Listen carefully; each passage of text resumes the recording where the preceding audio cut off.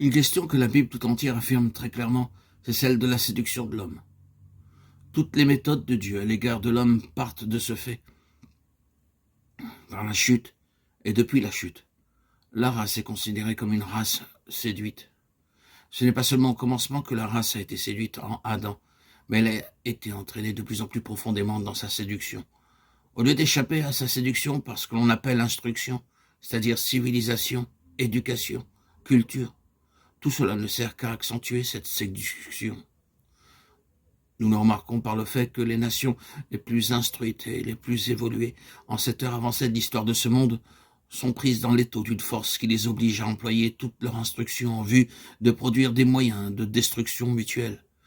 Sur une telle échelle et par des procédés si démoniaques et si barbares que l'on n'avait jamais connus jusqu'ici. Prenons ici quelques passages des Écritures. Le serpent était le plus rusé de tous les animaux des champs. Il dit à la femme, quoi ? Dieu a-t-il vraiment dit ? Genèse 3:1.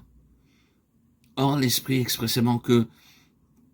dit expressément que dans les derniers temps, quelques-uns se détourneront pour s'attacher à des esprits séducteurs et à des doctrines de démons. 1 Timothée 4:1. Cette sagesse-là n'est point celle qui vient d'en haut. Au contraire, elle est terrestre, charnelle, psychique, diabolique. Jacques 3:15.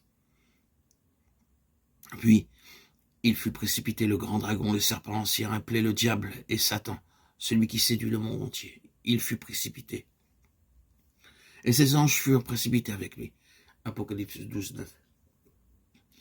Il le jeta dans l'abîme, afin qu'il ne séduisît plus les nations.